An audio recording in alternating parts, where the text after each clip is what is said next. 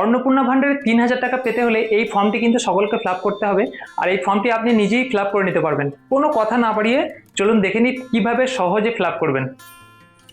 দেখুন, প্রথমেই এখানে আছে প্রথম 12টা পাতা ফর্ম আছে। এখানে প্রথম পাতার যে ফর্মটি আছে বিভাগ ক, এই যে ক নম্বরে আছে পারিবারিক পরিচয়, অর্থাৎ আপনার পরিবারের পরিচয় এখানে লিখতে হবে। প্রথমে 1 নম্বরে আছে পরিবার প্রধানের নাম আধার কার্ড অনুযায়ী, অর্থাৎ আপনার যে পরিবারের প্রধান ওনার আধার কার্ড দেখে ওনার নামটি এখানে লিখতে হবে। তারপরে জন্ম তারিখ, দিন মাস বছর হিসেবে লিখতে হবে, অর্থাৎ আধার কার্ডে যেভাবে লেখা আছে সেভাবেই দেখে দেখে এখানে লিখে দেবেন। তারপরে পরিবারের প্রধানের পুরুষ মহিলা না অন্য কিছু, আপনার এখানে পুরুষ বা মহিলা যেটা হবে সেটাই টিক চিহ্ন দেবেন, লিখতে হবে না, শুধু টিক চিহ্ন দেবেন। পরিবারের প্রধানের আধার নাম্বার, এখানে আধার নাম্বারটি দেখে দেখে লিখে দেবেন। তারপরে ডিজিটাল রেশন কার্ডের পারিবারিক আইডি, মানে যদি থাকে, যদি পরিবারের ডিজিটাল রেশন কার্ড থাকে আপনার, মানে সেই ছোটো যে কার্ডগুলো ওই কার্ডের যদি থাকে তাহলে সেই আইডি নাম্বারটা এখানে লিখতে হবে। তারপরে দেখুন 6 নম্বরে আছে পরিবারের সদস্য সংখ্যা, মানে কতজন আছে শুধুমাত্র সংখ্যায় লিখতে হবে। 4 জন থাকলে 4 জন, 5 জন থাকলে 5 জন লিখে দেবেন। তারপরে ঠিকানা, ঠিকানাটা আপনার স্থায়ী ঠিকানা যেটা হবে সেটা ভিলেজ, পোস্ট, থানা, এইভাবে এখানটায় লিখতে হবে সম্পূর্ণটা। তারপরে দেখুন 8 নম্বরে যোগাযোগ নাম্বার, এখানে মোবাইল নাম্বারটা দিয়ে দিতে পারেন আপনার যেটা হবে।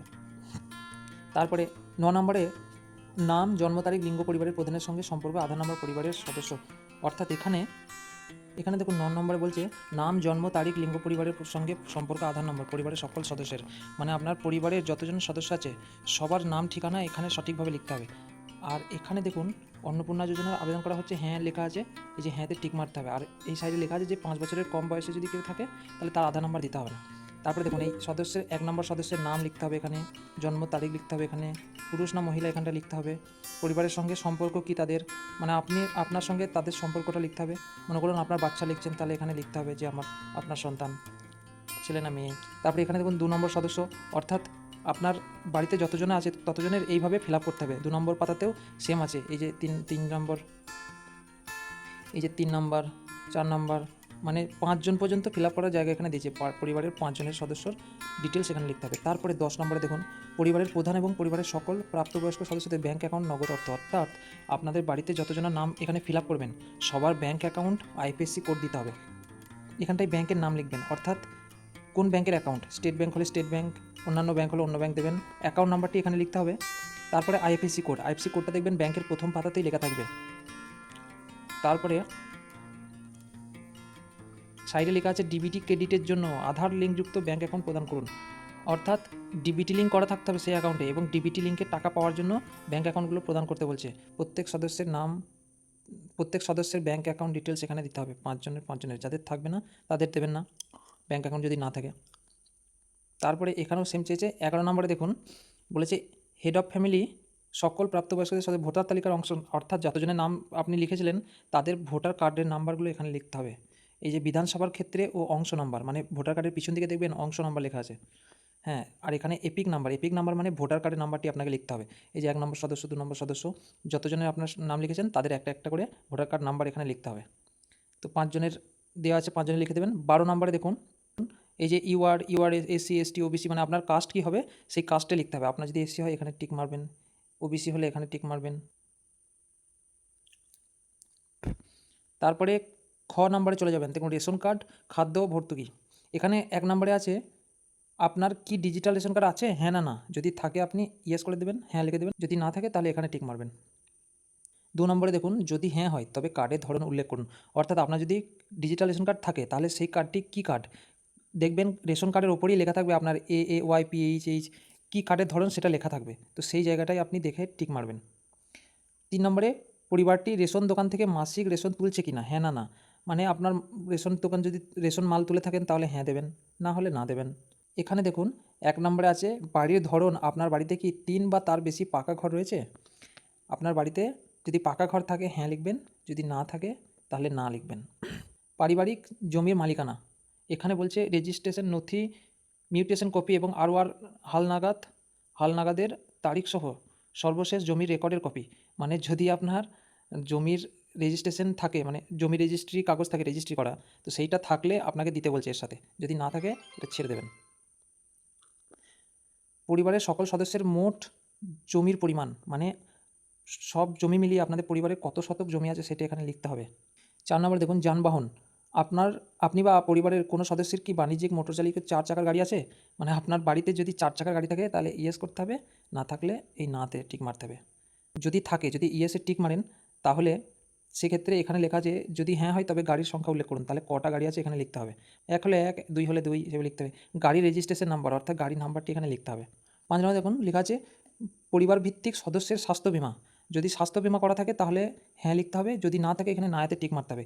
যদি হ্যাঁ হয় তাহলে তার প্রিমিয়াম কত, সরকারি না বেসরকারি, সেখানে টিক মারতে হবে। এইটা ভালো করে বুঝুন। এটার মানে বলছে যে স্বাস্থ্য বীমা করা হয়, মানে স্বাস্থ্য বীমা কার্ডের কথা বলা হচ্ছে না, মানে যেটা স্বাস্থ্য বীমা হেলথ ইন্স্যুরেন্স বলে, সেই হেলথ ইন্স্যুরেন্স যদি আপনার বেসরকারি জায়গাতেও করা থাকে তাহলে তার প্রিমিয়াম মানে মাসে মাসে কত করে দিতে হয় বা বছরে কত করে দিতে হয় সেটা লিখতে হবে। আর টোটাল কত টাকা আপনি হেল্প পাবেন সেই কার্ড থেকে সেটা লিখতে হবে। অর্থাৎ স্বাস্থ্য বীমা যদি করা থাকে সেখান থেকে কত টাকার ফেসিলিটি পাবেন এবং কত টাকা প্রিমিয়াম দিতে হয় সেগুলো লিখতে হবে।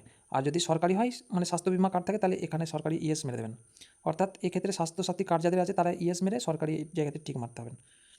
তারপরে সদস্য 1, 2 করে সবাই লিখতে হবে, যতজনের আছে ততজনের। তো শুধু টিক মারতে হবে, বেশি কিছু নেই এগুলোতে। ঘ নম্বরে দেখুন 1 নম্বরে বলছে কোনো সদস্য কি আয়কর পেশাদার কর প্রদান করেন, ট্যাক্স।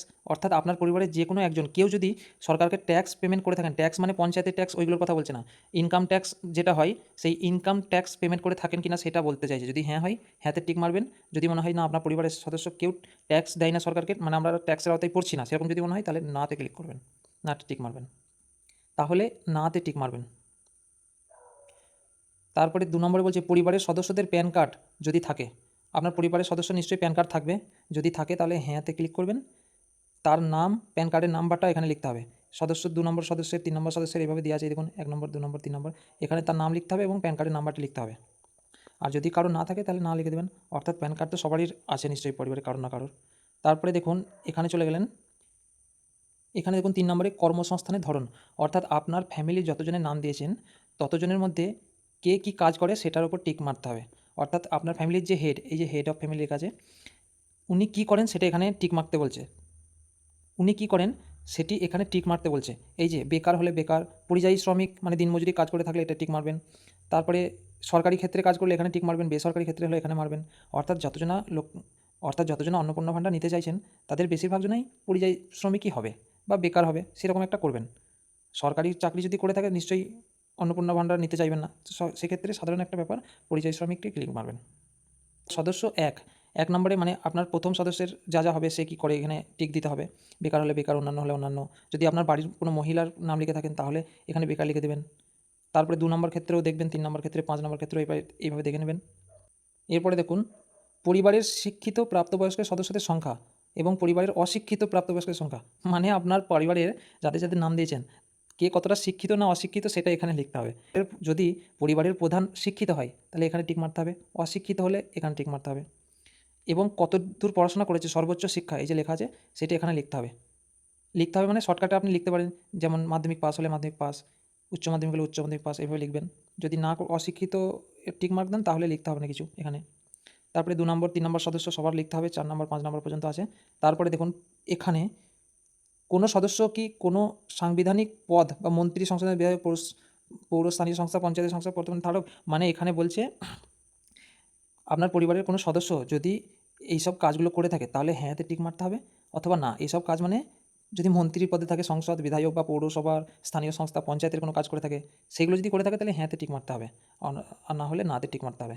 যদি হ্যাঁতে টিক মারেন তাহলে এখানে লিখতে হবে যিনি এই পদে রয়েছেন তার সদস্য নম্বর। এই ধরনের কোনো পদে থাকে তাহলে ওনার একটা সদস্য নম্বর হবে, সেই নাম্বারটি এখানে বসাতে হবে। অর্থাৎ আপনার যদি কেউ এরকম কাজ না করে থাকে তাহলে নাতে ক্লিক মারবেন। কোনো সদস্য কি সরকারি পেনশনভাগী, দেখুন আপনার বাড়িতে কোনো সদস্য যদি সরকারি পেনশন পেয়ে থাকে তাহলে সেটাই হ্যাঁ লিখতে হবে, যদি না পেয়ে থাকে না লিখতে হবে। তারপরে 7 নম্বরে কোনো সদস্য কি জিএসটির অধীন নিবদ্ধ, মানে আপনার পরিবারের কোনো একজন যদি জিএসটি পেমেন্ট করে থাকেন, অর্থাৎ যদি বড় ব্যবসা থেকে জিএসটি পেমেন্ট করে তাদের ক্ষেত্রে কিন্তু এখানে হ্যাঁ মারতে হবে। অর্থাৎ সাধারণ মানুষ যাদের জিএসটি ব্যাপারে কোনো আইডিয়াই নেই তারা এখানে নাতে ক্লিক করে দেবেন চোখ বন্ধ করে। পরিবারের মোট বার্ষিক আয়, মানে আপনার পরিবারের টোটাল কত টাকা ইনকাম সেটা এখানে লিখতে হবে। যদি বাৎসরিক আয় বলেছে এখানে, মানে বছরে কত টাকা ইনকাম, 1 লাখ হলে 1 লাখ, 2 লাখ হলে 2 লাখ, 5 লাখ হলে 5 লাখ, সেটা লিখতে হবে। যেটা সঠিক সেটাই লিখবেন। এখানে বলছে সিএএ আবেদনের বর্তমান অবস্থা যদি থাকে, মানে সিএতে যারা আবেদন করেছিল আর কি, তাদের যদি সেরকম অবস্থা থাকে তাহলে তাদের কি পরিস্থিতি সেটা এখানে টিক মারতে বলছে। যেমন প্রযোজ্য নয়, আবেদন করা হয়েছে, যদি হ্যাঁ হয় আবেদনের নাম্বার লিখতে হবে, বা ইস্যু করা হয়েছে কি না, যদি হ্যাঁ হয় সার্টিফিকেট নাম্বারটা লিখতে হবে, সদস্য 1 নম্বর 2 নম্বর হবে, এখানে সেম একই জিনিস আছে। তারপরে এখানে দেখুন অন্যান্য কিষাণ ক্রেডিট কার্ড, কেসিসি, কিষাণ ক্রেডিট কার্ড, কেসিসি, শিল্পের ক্রেডিট কার্ড, আর্টিসিয়ান কার্ড, মানে স্টুডেন্ট ক্রেডিট কার্ড, এইসব কার্ডগুলো যদি একটাও থাকে সদস্যের কারোর, তাহলে এখানে তার নাম্বার লিখতে হবে, আইডি সংখ্যা ও যে তারিখে ইস্যু করা হয়েছে সেই নামটা লিখতে হবে। যে তারিখে ইস্যু করা হয়েছে সেই তারিখটি এখানে লিখতে হবে। অর্থাৎ যাদের নেই, বেশিরভাগ ক্ষেত্রেই থাকে না, তাদের এখানে চোখ দেওয়ার দরকার নেই, তাদেরকে এটি ফিল আপ করার দরকার নেই, ছেড়ে দেবেন। তারপরে 1 নম্বর 2 নম্বর 3 নম্বর 4 নম্বর করে সব সদস্যেরই এইভাবে দেওয়া আছে, একই জিনিস সবার নাম জায়গা, একই জিনিস 5 জনের করে জায়গা দেওয়া আছে এখানে। তারপরে এখানে দেখুন যদি এসআইআর 2026 লিস্টের নাম বাদ চলে যায় বা ট্রাইব্যুনালে বিচারাধীন কিনা, যদি এই এসআইআরের সময় আপনার ভোটার কার্ড ডিলিট হয়ে থাকে বা ট্রাইব্যুনালে আবেদন করে থাকেন, সেক্ষেত্রে আপনাকে এইখানটায় না অথবা হ্যাঁ লিখতে হবে। যদি হ্যাঁ হয় তাহলে মামলার বিবরণ, মানে আপনি যদি ট্রাইব্যুনালে আবেদন করে থাকেন তাহলে হ্যাঁ লিখতে হবে, যদি না করে থাকেন ডিলিট হয়ে যায় পুরোপুরি, তাহলে না লিখে দেবেন। সে সদস্যর 1 নম্বর 2 নম্বর সেইভাবে একইভাবে দেওয়া আছে 5 নম্বর সদস্য পর্যন্ত।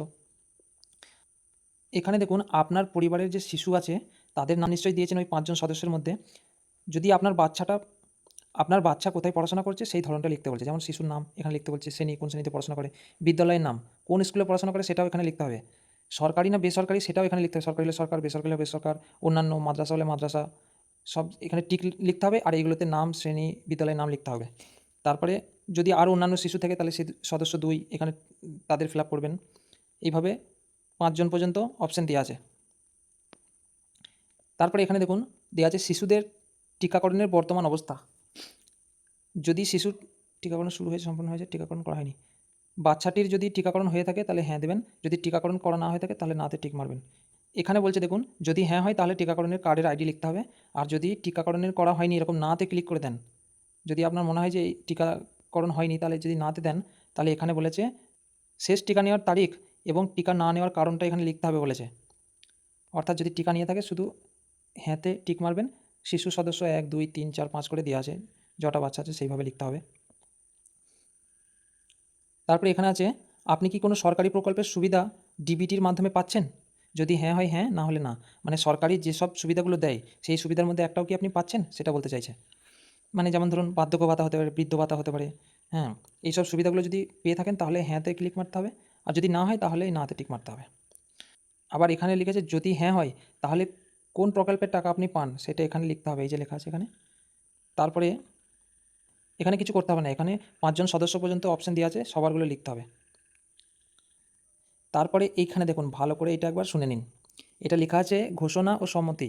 আমি এই মর্মে ঘোষণা করছি যে উপরে প্রদত্ত তথ্য আমার জ্ঞান ও বিশ্বাস অনুযায়ী সত্য এবং প্রযোজ্য ক্ষেত্রে আমি সকল সহায়ক নথি প্রদান করেছি এবং উপরে উল্লেখিত কোনো মনোদণ্ড বাদ দিইনি। আমি অবগত যে আমার প্রদত্ত কোনো তথ্য মিথ্যা প্রমাণিত হলে আমার সামাজিক সুরক্ষা সংক্রান্ত সুবিধাসমূহ বন্ধ করা হতে পারে। এখানে বলছে ওপরে যা যা কিছু দিয়েছেন সেইগুলো যেন সঠিক হয়, ভুল কিছু আপনি দেননি, নিজের ইচ্ছাতে আপনি সঠিকগুলোই দিয়েছেন। তারপরে এইখানে একটা জিনিস দেখুন লেখা আছে, বলছে আপনার পরিবার বলতে একদল ব্যক্তিকে বোঝায় যারা সাধারণত একসঙ্গে বাস করেন এবং একই রান্নাঘরে খাবার গ্রহণ করেন। আপনাদের রান্না যদি একই হাঁড়িতে হয় তাহলে জানবেন আপনারা একই ফ্যামিলি, সেই ফ্যামিলির ডিটেলস এখানে ভরতে হবে। তারপরে এখানে আর কিছু লিখতে হবে না, লেখা আছে শুধুমাত্র সরকারি ব্যবহারের জন্য, অর্থাৎ যারা পৌরসভা পঞ্চায়েতের আছে তারা এইটি ফিল আপ করবেন, আপনাকে আর কিছু করার দরকার নেই। তো আশা করছি বুঝতে পেরে গেছেন কিভাবে ফিল আপ করতে হবে। যদি কোনো জায়গায় অসুবিধা হয় বুঝতে, তাহলে আমাকে কমেন্ট বক্সে লিখে দিন, আমি অবশ্যই হেল্প করার চেষ্টা করব।